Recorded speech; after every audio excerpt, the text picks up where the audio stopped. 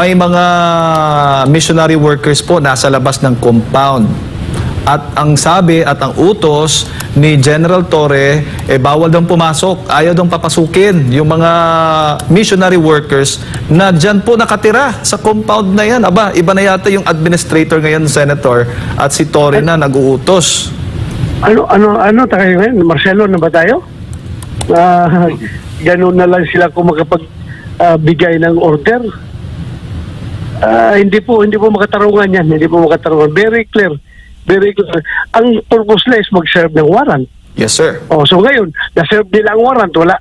Nahuli ba na si Pastor Kibuloy? Simula... Kasi kayo, hindi ako nakapagbunitor dito. Andito ako sa Cotabato. Opo, Senator, para sa kaalaman ninyo at sa lahat ng ating mga kababayan, simula po kaninang madaling araw, mga alas 4, alas 3 po, hanggang ngayon ay hindi pa rin po nila nakikita at nakikita natin sa mga videos, nakatambay, nakaupo lang yung mga pulis doon, ang iba nagsiselfone, ay pagod na pagod, Senator, yung mga kapulisan po ninyo. Alam mo, yung mga pulis, they're just following orders. Dapat talaga yung mananagot dyan, yung commander nila, kung sino nag-utos sa kanila. Yung mga pulis na yan, sumusunod lang yan sa order eh. Sumusunod lang yan sa utos ng kanilang commander. At kung yung sabi mo hindi na makapasok yung gustong pumasok, hindi na makalabas yung gustong lumabas, abay Marcelo na yan. Hindi na yan tama. Hindi na yan tama. Ang trabaho nila dyan is mag-serve ng warrant. Ngayon, na-serve nila ang warrant. Wala doon yung siniserve nila. So, i-return nila yung warrant sa korte o ano pang next na procedure na dapat nilang gawin at ilisanin nila yung lugar. Bakit? Binayaran ba ni Torre yung lugar na yan at siya na bumamay-ari? Hindi naman siya tama yan. Hindi tama yan.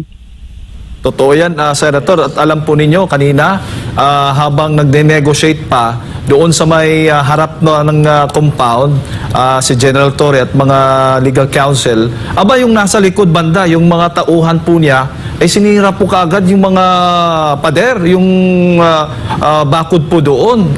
Nagkaroon, ang nangyari, nagdulot ito ng tensyon at ilan sa mga missionary workers na nandoon ay pinusasan at nasugatan, marami pong sugatan, Senator. Pwede na wala naman pong resist ng mangyari sana. Kasi nag-uusap naman sana ng maayos. Bakit bigla, may tear gas pa po Senator, ang ginawa itong kapulisan? Dapat kung lumabag sila sa kanilang police operational procedure, may pananagutan sila. Anyway, recorded mo kaya niyo lahat ng mga pangyayari dyan. Yes, sir. Dapat ni-record niyo at gamitin yung ebidensya yan sa korte. Gamitin yung ebidensya yan sa korte. Senator, meron pang isa. Dahil batay doon sa mga videos and photos na nakuha po ng mga missionary workers dyan po sa KOJC, may ilang pulis din na naka-uniforme pero yung patch na nakalagay hindi po Philippine flag, American flag, Senator. Ito ho ba ay normal na proseso? Nagkakamali lang ba minsan yung mga pulis pag ganyan pong mga operasyon, lehitimong operasyon? Ano ba? Paano sila? US Army? O ano sila? US Police? Dapat kuha nyo, recorded nyo lahat yan, mga pangyayari na yan para gawin ninyong ebidensya talaga. Hindi tama yan. Bakit sila mag-suot ng flag ng Amerika? Kung sila ay Pilipino, sila ay Philippine National Police. Hindi tama. Oo. Kaya nga po, Senator, nararamdaman ngayon ng mga taga-KOJC para silang hino-hostage ng kapulisan. Kailangan sigurong si Atty. Torre may ginawa na bang hakbang? Meron na po. Dapat pumunta kayo sa korte para kuha kayo ng court order na paalisin sila dyan. Hindi man sila nang bumayari dyan. Pumasok sila para mag-serve ng warrant. Opo, Senator. Ngayon, wala yung subject of the warrant. O bakit pa sila mag-standby? Hindi man binili yung property niyan. That's illegal entry.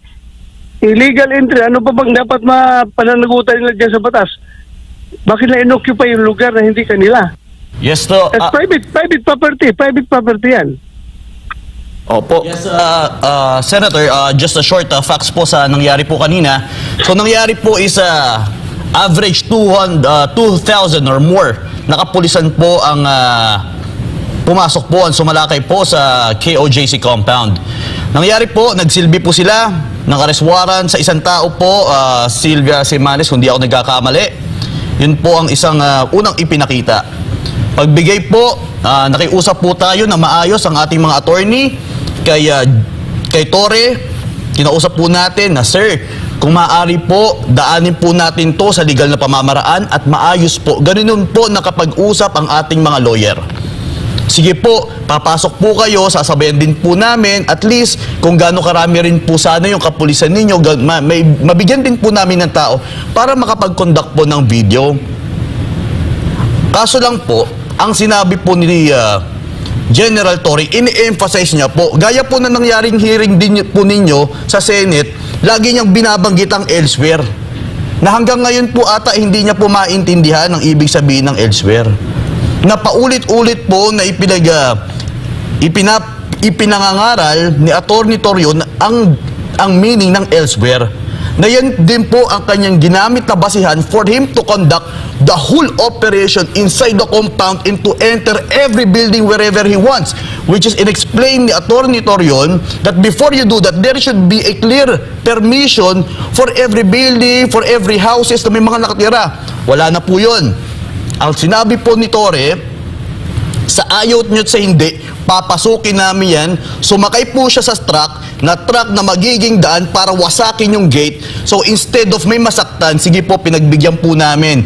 2,000, pinapasok po namin sa gate, and they conduct everywhere, umihi kung saan-saan, binaboy ang lugar, sinira yung mga gate, may pumasok pa po sa likuran kung saan may nasaktan, nagbato ng tear gas, marami po na injury, meron pong inatake ng puso, meron pong isang namatay.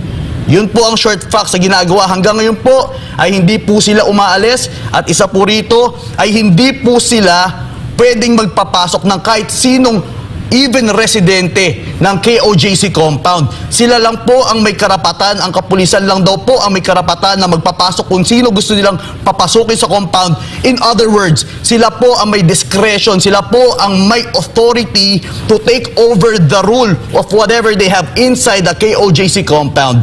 So ang in charge overall to conduct any operation, even magpapasok, wala pong KOJC. He doesn't respect the lawyers, he doesn't respect any authority coming from the lawyers of the KOJC, o sa kanya lang po ang nasusunod. Ngayon po, sabi niya po, pwede kayong lumabas, pero bawal na kayo pumasok. Sila lang ang pwede magpapasok. Ngayon po, ang nakakabahala, nagpapapasok po sila ng mga sibilyan na hindi po miyembro ng kingdom. Mga tagalabas, mga naka-mask, mga sibilyan na hindi po namin, hindi po taga-kingdom. Ano po ba ang plano nila dito? Senator, just a short facts po sa kasalukuyang kaganapan sa kingdom po. Kaya, yan, klarong sobrang abuso na yan. Sobrang abuso na yung ginagawa nila na gano'n na hindi kayo makapasok sa inyong property at hindi kayo makalabas sa inyong property. Ano yan? Hostage taking? Hostage taking na nangyayari dyan. Maling-mali po yan. Maling-mali talaga yan. Dapat pumunta na kayo sa korte para makakuha kayo ng court order na dapat kuwan sila. Magkakaroon ng order sa korte kung anong dapat gawin diyan sa sitwasyon na yan. Pumunta na kayo sa korte para legal lahat.